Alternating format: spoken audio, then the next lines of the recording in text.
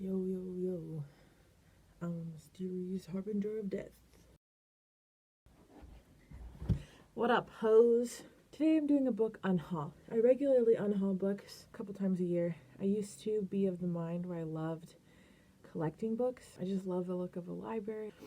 It just doesn't make sense to me to keep books anymore that, like, A, I'm never gonna read again, and B, could be read by somebody else. Or even if I might read it again, like, I'm very cutthroat with my unhauling. So, like, one book that I might have kept if I haven't touched it since the last time and I'm still like, I'll probably get rid of it. And then a lot of times books that I unhaul will sit, what is this? Oh, it's the curtain. So, it is January 2020. These are the books I'm unhauling. These are the books I talked about getting rid of out of my TBR that I'm just not going to read. There's 7 of them, plus this book, and then also this book, which was on my TBR, but then between the time that I started filming it and the time that I finished filming it, I read this. Definitely worth the read, but I won't be reading it again, so I don't need to keep it. Next, we have The Host by Stephenie Meyer. I've tried to read this, but it's a monster. It's 829 pages, and for my already knowing what happens, I can't do it. So, unhauling that. Unhauling this, Pride and Prejudice, because I have another copy. Same thing with Wuthering Heights. I have another copy that's nicer. One of my favorite classics, though, I'm unhauling John Gardner on moral fiction. It's about writing, but it's not one of those that I'm going to pick up again like Stephen King's.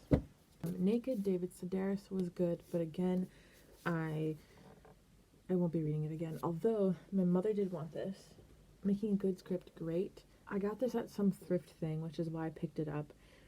But, like, ultimately, I think I'm never going to read it because the title looks unprofessional. So it makes me think that the book is not good.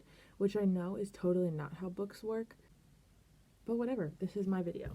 Angels in America, Tony Kushner. Really influential play. Read it.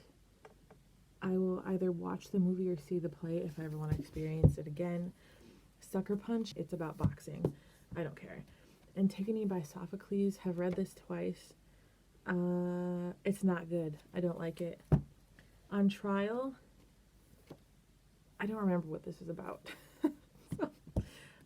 Master Hild and the Boys, it's a good sort of classic play about racism and power dynamic. This was good, but again, if I want to experience it, I think I'll watch. Brecht, The Good Woman of Sichuan, I don't remember what that's about either. Adventures of Huckleberry Finn, have never managed to read this all the way through, even though I was supposed to for school. Lolita, only getting rid of this because I have a much nicer copy. Dubliners by James Joyce, this was okay. It's a classic, not one that I would say you need to read though. I won't be reading it again. It's a collection of short stories. Heart of Darkness, by the love of God, I want to burn this book if I was into burning books. I've had to read this for high school and college, and this is like one of the shortest. It's 72 pages, and it feels like 500. It's so long. It's so racist. Don't recommend. My Antonia by Willa Cather, another classic that I read and once was enough. And A Wolf at the Table by Augustine Burroughs. This is a memoir about a father that's not good. This was a good read, although not super memorable. So I'm getting rid of it, but another memoir that my mom wants to take. This hood looks stupid. Lullaby by Chuck Palahniuk. This was good. Not like a favorite. This is about a calling song where if you read it aloud, the person that you say it to dies. How to Make Friends with the Dark. This is pretty disappointing to me. Whoops, I ripped it. Don't look at that. I bought this because I was hoping it would be a comp title from my book because it deals with parental suicide. And I know a lot of people love this book, but I personally felt that it didn't explore anything new.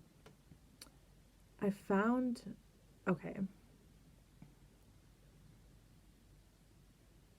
I'm trying to think of how to say this. I have experienced parental death. So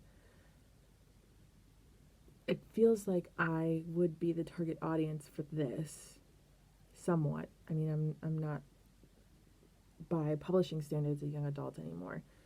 But I felt, I just didn't connect with her grief at all. Maybe it was because the only scene we ever get to see between her and her mother happens right away, and it's a fight. And we never even get, like, flashbacks of good things or anything like that. And then suddenly she's like, oh, woe is me. And I get it. Like, it's your parent. It totally makes sense. But I didn't connect with the character at all. That wasn't shown to me in the narrative. I felt like I was told. And then, on the other hand, every feeling that she felt was, like, to the max. So, that sort of concept where if you never have moments down here, then you don't understand, like, how good moments up here are because you have nothing to compare them to. That's what this book felt like. Everything was the end of the world, and so to me, nothing was the end of the world, and I just didn't care. Which sounds terrible about a girl who lost her mother, but, you know, whatever. So, not really a fan of that book. I'm unhauling the Hunger Games series. I've held on to these for a long time. I really loved them. I read, like, I was the target age and I read them as they came out. The movies were great, but again, realistically, I'm just never going to pick them up again. So I'm getting rid of those. I'm getting rid of this, which I think might be my last Meg Cabot book to get rid of. Because I got rid of all the Princess Diaries series, and then I got rid of the Mediator series, even though when I was a kid, she was my favorite author. And I stand by that. I think she was a good favorite author to have. But I'm a broken record. I'm never going to pick it up again. These are the first two books in The Girl in 6E by A.R. Torre, and then these are two Christina Lauren books. Whoops, my camera's falling. So I liked this one a lot. The sort of chase part of her getting with the guy. I think this might still be kind of chasey. It's been a long time. But the third one I have in my TBR video. They're like together. He might propose. I don't know. But like, I just find established relationships more boring. Also, I'm getting rid of this Bible because it was for school and it's a hunk and it's like, who wants a book that just like flops around like this? Not me. So here's sex, so you can go right next to the Bible. I'm getting rid of The Giver, which I ultimately think that I read too late in life. I read it after whenever the movie was that came out. I was no longer in the target age range, so I'm not sure that I can really fairly assess that. Their Eyes Were Watching God by Zora Neale Hurston. This is definitely a really good book to read, and I read it for school, but again, I won't be picking it up a second time. Megan Mead's Guides to the McGowan Boys. This is a good, fun rom-com, and she ends up moving in with these like 7 dudes, although like, I don't know, 4 of them are her age or whatever. So if you like sort of gangbangy style. I'm kidding. 13 Reasons Why, getting rid of it, won't be reading it again. Getting rid of Ice. This book is so funny. I think I stole this from a friend, or she gave it to me, I'm not sure. It's basically about this prince who turns into a polar bear at night, and so I think this girl's like, I don't remember if she's trapped or if she's there by choice or whatever. I don't know if it's a Beauty and the Beast retelling either, but I vividly remember her like laying in bed next to him and like feeling his polar bear skin, and for whatever reason that made me keep this book way longer than like I should have, because I won't be reading it again.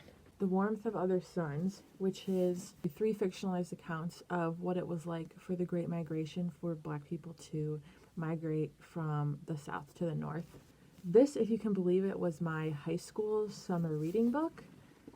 If that gives you any indication of this type of school that I went to, definitely worth a read. This is Wise Blood, and then The Violent Bear It Away by Flannery O'Connor. These were both good. I don't think Flannery O'Connor's style is super for me, but they weren't bad. I'm gonna leave these post-its in here because I personally like thrifting books that have like evidence of other people in them. So I'm gonna leave these notes that I made in there because I think that's kind of fun. Then I have these 3 books by Lurleen McDaniel, who is also one of my favorite childhood authors. She pretty much exclusively writes like heterosexual illness falling in love stories, which is a weird niche to be in. I used to have probably like 30, maybe more. They're all this like tiny little size. I'm getting rid of these 3. I probably have gotten rid of like I don't know, 5 or 6 every time. And that's it. Those are the books I'm getting rid of. I just wanted to update on the books that I'm unhauling because I picked a couple more.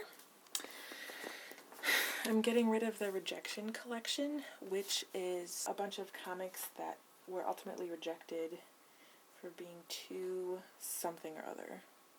Vulgar, political, whatever, for the New Yorker. So this is a really good like coffee table book. I'm getting rid of Winter Girls by Lori Halse Anderson, which I'm just never going to read again, but I really liked when it came out when I was either in middle school or high school. It all blurs together now. I'm getting rid of the Perfect Chemistry series, which I maybe never would have thought this day would come.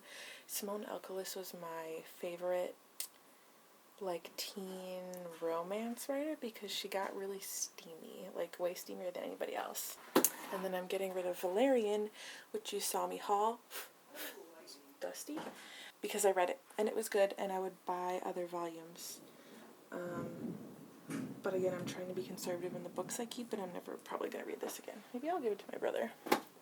So then why don't we take another look at my shelf. I keep keeping these Lorleen McDaniel books. Ignore my, it's a cute little bookmark. But ignore the rest of that. But I'm really never going to read them again. Okay, I'll keep one. And then I'll get rid of these 2. And then I could get rid of this because it wasn't, I really didn't like it, even though it's a winner of the Pulitzer Prize. I really liked, these are kind of companion novels. They follow different characters at different timelines of the same sort of story. Actually, this one too. It's like a series, which is why I don't want to get rid of it because they go together. No, I'll keep it for now. Could get rid of this, which is a cute little... I'm only keeping this because I'm meaning to reread it, even though I really hated it the first time around. I'm also more inclined to keep classics, even though, like, this I didn't really like either. I think I might... I don't know if I ever read this, honestly, and I don't know. Again, like I said about the last writing book, the cover and the font and all that kind of stuff is just really off-putting to me. And so it makes me feel like the advice inside is not legitimate, which obviously isn't how it works. Okay, so I'm going to get rid of these 3 as well. I really don't know how to end these things. Okay, bye!